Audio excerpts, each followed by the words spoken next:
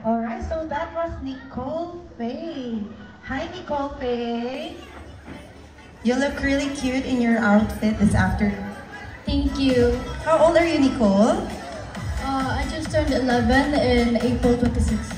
Ah, okay. And I also love her look this afternoon. You show the crowd your face. Oh, diba? She really looks like a Korean. Do you agree? Yes! Yeah. So, are they your neighbors, your relatives, your friends? My friends in Modelo Cebu. Okay. Diba? Very supportive ang friends.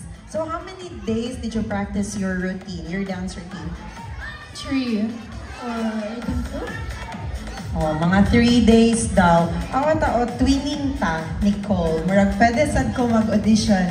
Pero, dili naman qualified akong age. Okay, so just keep practicing and maybe one day you'll really be one of the K-pop idol or maybe someone like if you want to pursue your dance career in the future. Or what do you want to be when you grow up? I want to be a dentist like my aunt, Dr. May Abelia.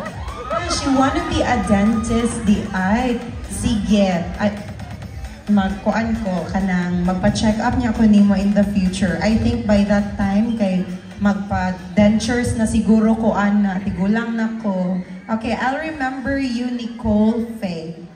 Okay, thank you so much.